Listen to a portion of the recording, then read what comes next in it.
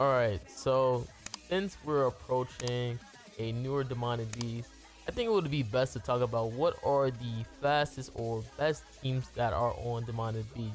Because people have been asking me for a while now.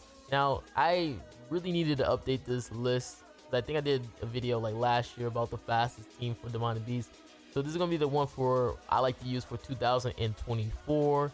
Now, we're going to start off with the bird. Probably the easiest one for most of you players out there, but for people struggling, this is what I like to use for the demonic beast, featuring LR Escanor, Jacinda Bond, Roxy, and then Rudius. Now, Roxy is the main character that you really want on this team. That's because if a human character crits, Roxy will apply a explosive damage on the enemy, and that can allow you to do like extra damage dealt, which can be very clutch for the bird because then you get to chip away that HP a lot faster. Now, this is a gear I like to use. Dang, I forgot to switch my gear for Roxy. This is like the gear I like to use for Roxy, featuring like attack crit and stuff like that. And then this is gonna be the card set that I use because it's gonna give you 15% more attack related stats if you are using a one race. So this is gonna be the team that you want to use for the bird. And again, it is like super fast. Like literally, you can clear the bird under probably like 5 minutes using this team.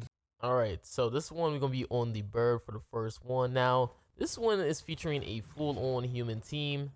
Now, we do usually a lot of damage on this team, kind of abusing the blue Roxy's passive, pretty much giving that instant death damage or that explosive damage at the end once you crit the character. So it's very nice to use this full-on updated human team that pretty much guaranteed a crit at least most often. Now, it does feature a collab character being Rudius, because Rudius is probably one of the better DPS damage human characters for like PvE activities. Next to, I guess you could say, like Escanor and stuff like that. But he can definitely do a lot of damage just from him stacking up his magic spears. So that's why I really like using this team, because again, you're doing a lot of damage and you're just speeding through the bird. So if you're a person who haven't done the bird in a while, or you're really trying to farm up holy relics, this is probably the best team for you, just because it just does so much damage, and the explosive damage will allow you to pretty much cut through the bird's HP a lot fast. Now, my whole clear was pretty much I'm not gonna lie, this clear was not that long, and that's because again, with this team, the bird is super old. So for most teams, you can just use whatever. Now again, this is like without Roxy, so it's kind of crazy to see how well this team does with damage. Now, I have heard that a character like Yuri from Tower God is actually really good on the bird.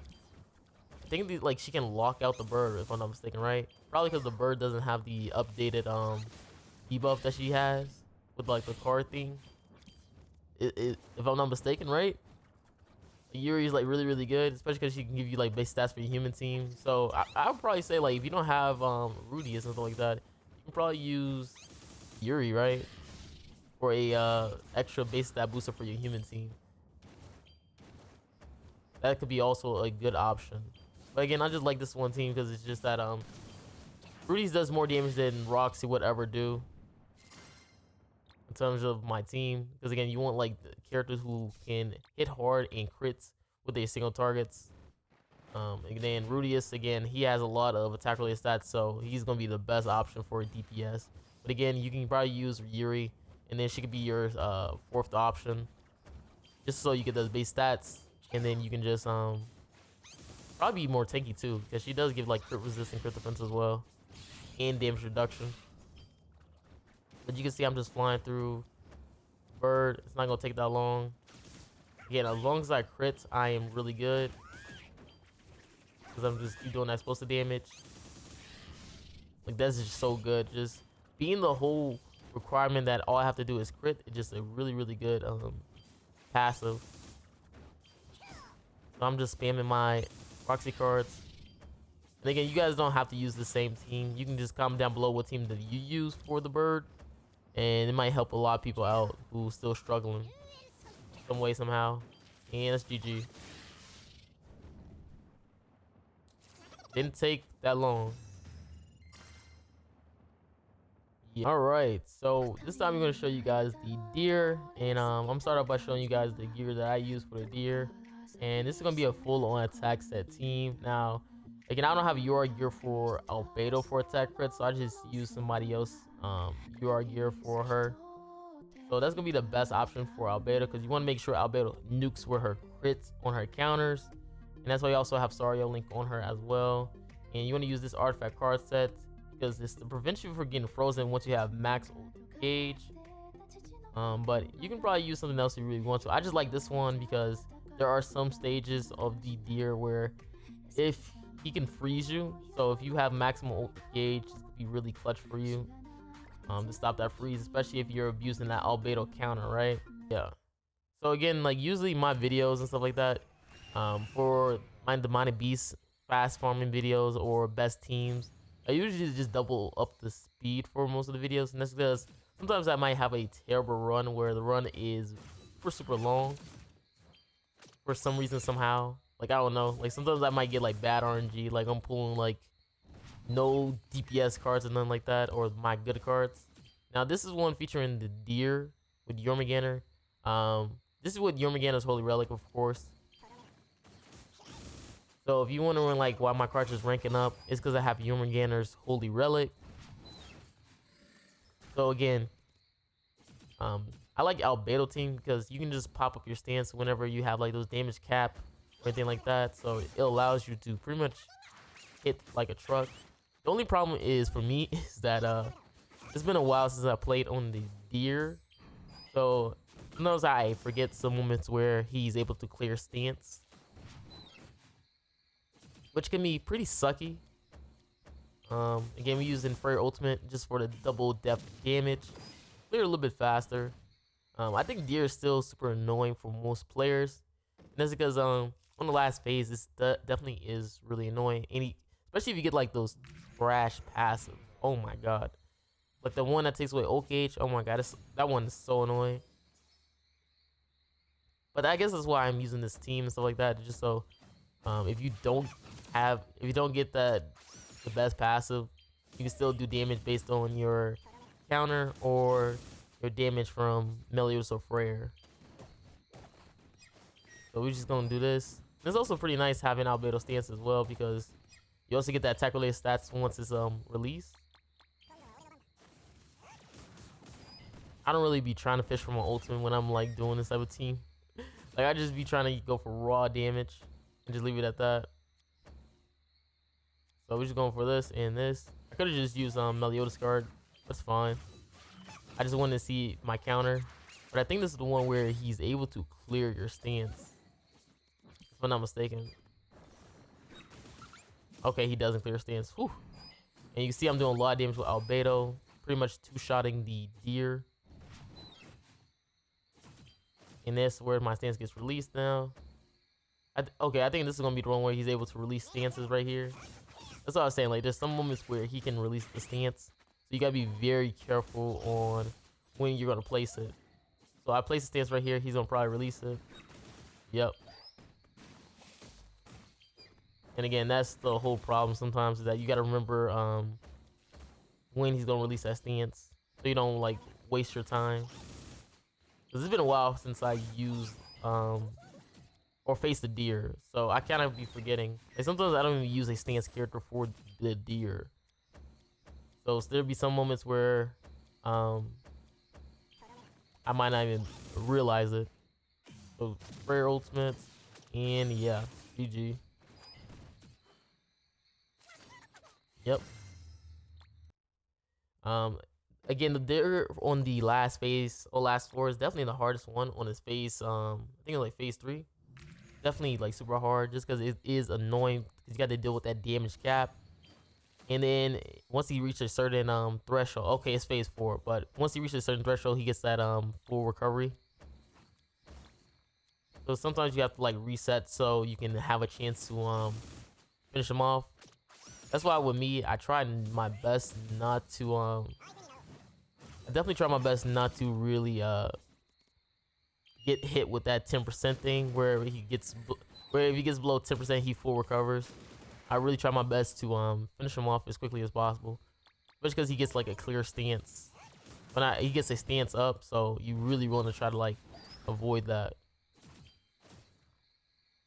So we're just gonna finish. We're just gonna do a lot of damage right here, and then I'm gonna proc my albedo stance. I don't think he clear stance on this one as well. So albedo stance is gonna go through and do a lot of damage. Yep, and just one shots. And again, you can always just comment down below teams that you use for the deer that you feel like that are fast. Like I remember I used to use like Milim, stuff like that, and it was like a really good team for the deer. Obviously, these are just some like second options, stuff like that. Meliodas is like, you might be questioning like why Meliodas is here. He's just here for those moments where maybe you might need a clear stance, or if you do get his ultimate, you have a pretty high DPS damage dealer like himself. Because again, the deer does have a stance that sometimes can proc if you get like bad RNG. That's the whole point of my team, is that my team really wants to try to avoid those bad RNG moments. So we just end up just going for this. I ult with Meliodas just so I can just heal up. Or not heal, but so I get my stat boost. So this is gonna probably be the end right here, because I made sure that that I did just enough damage that I don't proc the thing. So that's why I just go for a bronze guard right here, and Meliodas just blast right here, and it's gonna be GG. And I hold my my buff removal card just in case. Oh, that's what it was, buff removal. I don't know why I said stance. Alright, so this time you're going to be on the Wolves or Skull and Hottie. Now, this is going to be the team that I like to use for the Wolves. And again, yeah, it is featuring Albedo. She's just so clutch at nuking these older demonic beasts. It's actually insane. Same thing, attack crit on most of my characters. Now, I have HP/defense on Thonar, but I have seen people use like double, triple defense, crit resist on Thonar, just because she's most likely going to be targeted the most. But it all depends on you and your box to see how well you can tank with your Thonar. They all use like holy relics, so if you see any of these videos, these are characters who have their holy relic. But I think these characters can actually perform pretty well if they don't have their holy relic. I think Thonar is definitely a must because you get the ult gauge a lot faster and those max HP. But so I would be careful about Thonar. We also have Nanashi to give you those buffs and that 30% base stat boosting for Freyr and Albedo. And this is gonna be the artifact card set that I use because it gives you like 10% of base stats. And if you get 5 gauge, it stops you from being frozen, which on the Wolves is going to be really, really helpful. Alright, so this time we're gonna be on the dogs, and yes, again, Albedo is on there. Now Albedo, you've already seen the mad videos on Albedo on the dogs. She just pretty much just one-shots it. Now this one is featuring Nanashi. Nanashi's gonna give you like buffs if you have less than 2 cards. So it gives you a chance to just nuke with Albedo every single turn. And look at that, just one-shot the dogs. So as long as you get your stance, you're going to have a very easy time of just nuking the dogs. And then this is with featuring Thonar's Holy Relic. So that's why you see I'm getting ult gauge. And you're gone.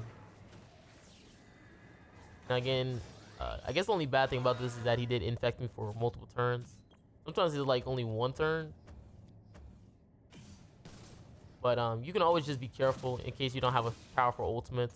And then you can probably just hold your stance for the next time. So this time we're going to go on the 2nd floor. Now again, this one's a little bit different because it requires you to it requires you to at least do at least 2 hits instead of 1 now. I know, it's kind of crazy. It's instead of 1 counter, it's gonna be like 2 counters. So as many counters you get is gonna be really nice. And again, it's the same thing with the deer as the dogs, is that there are some moments where he can clear stand. So you really want to be trying to be careful on when those moments about to happen, because there'll be some moments where you might not expect it. So if you're a person who plays the dogs consistently, you definitely want to double check to see like, okay, when does he clear stance and stuff like that. But I think at this moment he's gonna clear my stance right here with a single target. Like, I just use my cards just to use it up. I was hoping to delete that card. Okay, he doesn't clear stance right here. I think it might be... I might be thinking about another floor that he clears the stance. But, we're just gonna get rid of the black dog. Now, again, the reason why we get rid of the black dog is because that, the white one just applies ignites, which we have Frere to stop that. So we don't have to worry about that too much. And because we have Nanashi as well, we're getting a lot of base stats on our unknown characters. Donar is okay because she has the Red Charmian Link and a Holy Relic that giving everybody HP or max HP. So she's gonna be fine at the end of the day. So we're just gonna finish him off right here. Heal up with Nanashi. And then Frere just one shots. And that's gonna be like most of the first 3 demonic beasts are super easy. Again, I haven't played demonic beasts in a long time, man. That's because I have stacked up so many materials that I really don't have to be farming demonic beasts at all, really. Like, I think I'm caught up to date to all the relics. I think I might be even missing some. I think I might be missing Fat Kings, maybe, just because it's deer. So I don't really care about the extra holy relic or anything like that. I know that sounds crazy that you don't care about like a holy relic or anything like that, but I don't really need it. Like, what's the point? And usually I try to go for holy relics that I need and stuff. So let me see. So this is where I misplay and stuff like that because I should have been saving my ultimates for the next phase because this is where he's able to clear stance. So I should have saved my stance for I should use my stance up right then and there. Cause this is where he clears stance. And I thought I was like big brain by going for a server as well right here too. I thought I was so big brain. I'm like, oh my god, I'm about to cook him so good right now. And then boom, he just cleared my stance. So I should have saved it low key for that phase. That's why I say sometimes if you don't know, it's very good to like try to like double check and stuff like that. Or, you know, you can always like reread the skills and stuff like that as well. The reason why he targeted Frere is because he's locked because of the passive is like bullseye. That's the only big issue is that sometimes they might clear your stance. So that gets annoying. But either way, Albedo's just gonna nuke right here. And it's gonna be GG. Super fast dog team. Alright, and last but not least, we have the Nidhogg. Now on Nidhogg, I'm not gonna lie to you. This is gonna be the team I like to use, or most players should be trying to go for, which is gonna be a full-on goddess team. Goddess team is just the more consistent team for most players. It's kind of like failed proof. Like if you ever thought like, yo, you're gonna be struggling against the Nidhogg and you are a person who probably like low box CC, if you have a team like this, you're most likely gonna win no matter what. That's just how good the goddess team is. And then we have Mael, Summer Margaret, Freya, and then Liz, LR Liz. I'm using this artifact card set, which is the goddess base stat boosting one. I finally got this one during the wish event, so I'm very happy that I can finally use this artifact card set, especially for Hero Arena, whenever I want to use the goddess team. So again, hopefully you guys enjoyed the video, and all right, so now we on Nidhogg, and I'm not gonna lie to you, man. I do not know how to use this team. I just use this team just for funsies every once in a while. I think this is probably the most consistent goddess team for a person who is very struggling on the Nidhogg, just because it does have multiple Demonic Beast boosters. And then sometimes I've been forgetting like what the skill does, because I never really use Summer Margaret like that as often. And then I finally got her on the I think it was like a festival banner. It might have been Meliodas where I got her, and I was like really excited to use her. And then I'm just thinking to myself like, wait, this doesn't feel as much as an improvement from if I would have used like what's her name, Elat or something like that. Cause I used to just run like the Elat team, or did I use like Ragnarok before? I think I might have used Ragnarok before with Freyr and Tyr. I actually like that team, like Tyr, Ragnarok, Freyr team. That team was like super fast for me. But this is probably your more consistent team, you know, for people who are struggling with the Demonic Beast, who's looking for a team that even if they have not the best box, they can clear it with no problem. I think the only problem is that you're most likely going to swap out Freya. That's because Freya doesn't tank too much, unless you want to use like Freya with if you want to use Freyr with like HP / defense. I think I've seen some people use like probably like Red Tarmiel and stuff like that instead. Just so Red Tarmiel be the primary character. But yeah, with me, this team is a team that I don't really use as often. So if I misplay with this team, I'm just letting you right now know this is not the team I usually use. I just use it just for the video's sake. Because I know there's going to be some people like, yo, what is the best team for Nidhogg? You technically don't have to fast farm Nidhogg. Probably when they release that new Demonic Beast, Ratasker, they'll finally let Nidhogg be farmable. And when that happens, I'm definitely going to show you guys a fast farm team for Nidhogg. But for now, I'm just going to show you a more consistent team to use on Nidhogg. And again, this could be like, or actually, I mean, like technically, this could be a fast team. I just don't really use this team as often. For people who probably use this team often, they probably like, yo, Marilli, you should be doing this play, this play, this play. And I'm just sitting here like clicking cards, just because I'm not really worried about Nidhogg. Okay. Like what I'm gonna do with Nidhogg, right? The last relic was like Gloxinia, and his was like freaking dogs. Like what am I trying to do? Like literally, last holy relic was like Gloxinia and was dogs. It's actually insane. Like they just punished Freya. I mean, like I be thinking to myself, like, is Freya not considered a goddess? Why does she always get punished? Like I swear, she always gets punished on teams like this. I think I did not heal right there, did I? Okay, I did. Oh yeah, because it's like a red debuff. I don't know why I'd be thinking like it's like a like before where it was like a gray debuff where the infect. I keep forgetting that it's red technically, so I don't really have to worry too much of like rocking it, because I can just cleanse it afterwards. See, that's what I'm saying, man. I haven't played Nidhogg in so long. I'm over here remembering the post nerf, or it was like, or pre-nerf Nidhogg, where he had like the infect being gray.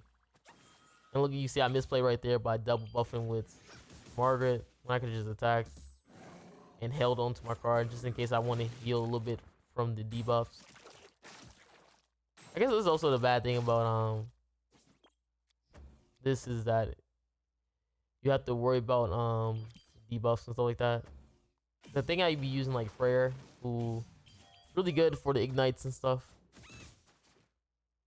I think last time, oh, you know what I just thought of? Actually, the last thing that I liked that was like super fast was that Demon King team. It was like Demon King with God Meliodas. That team felt so good and fast. Maybe I should have used that for the video. Maybe I should have did that. I like that team too. I guess the only thing is that that team is like a lot more weird. So in your head, you'll think like, this is not gonna work. But actually, it actually works really, really well. That Demon King and Meliodas team, it actually works pretty well. That's probably, whenever they make it farmable on Nidhogg, that's probably the team I'm going to showcase for a fast team to clear Nidhogg. Because that man Meliodas was cooking Nidhogg. I think it was like 10 minutes. Now, this is where I misplay as well. Because from what people tell me, you're able to to one turn this phase, if I'm not mistaken. You're able to one turn it. Especially if you're using Summer Margaret, you're able to like one turn this phase and stuff like that. But I don't do that. So I end up just misplaying a whole bunch. A whole bunch on this phase. Like you guys are probably just gonna be yelling at me on the screen just because how much I misplay. Like right now I have like a whole gold card with Freya, and I think I ended up just using it right here, thinking that I'm about to just clear. Now I could have just reset right here as well, but I just said forget it. I wanted to make sure this was just gonna be a one-time clear thing. So again, I misplay right there because I thought it was gonna be enough points, and he got literally 100% back, which is crazy. So this is where this is just pretty much where I'm just gonna end up just stalling at this point. That's why I said, like, with Nidhogg, if you're using the goddess team, like, it doesn't matter how bad you play or anything like that, you're going to clear it really, really easy, especially if you're using a full-on goddess team. That's why I say this team is the more consistent team for players who aren't like a whale and stuff like that. Like, if you're using goddess team, you're most likely going to clear most of the stage, which is really nice. And I just use my buff card. And I think I just used like all my ultimates. Cause it's like 33% for each ultimate. Like, again, it's not bad to like it's not impossible to clear or anything like that. Like, I know how to finish the phase out pretty fast. Especially, again, I have Liz, who really good. That's why I said like goddess team is really nice. This is going to be the phase where you have to like clear the you have to use a clear stance removal card to start the point system, because he has like an insane increased damage dealt buff, you see right there, and now it's gone because he has points on him now. And again, the goddess team has a lot of stats and damage, so you're able to clear through phase 2 really, really easy. They always target Freya. And that's why I say, like, with Freya, like, sometimes if you don't have the best built Freya, maybe it might be nice to probably opt out for like Red Tarmiel on her as well, just because how much she just gets targeted by the demonic beast. So we just go for this then. Quick ult. And he's almost gone. He's gonna ult right here. But we have the damage, yeah. Which he did an insane amount of damage too. See, that's why I'd just be scared, because that's him doing that much damage on 3 stacks of on like Mael and stuff like that. And he's doing that much damage. That's why I'd be thinking to myself, like, I'd be like, yo, is she even considered a goddess? Technically, like, are you sure she considered a goddess, this freaking Freya? Is she just getting blasted? I hope so. Because she just always just gets blasted on the freaking demonic beast. Oh man, that stuff is so crazy. So that was with 3 stacks of Mael on Freya, and she still took that much damage. Insane. Now this is one where you pretty much just doing a lot of damage just to nuke the boss. Hopefully the demonic beast isn't like too much of a pain. The new one that's gonna be coming out pretty soon.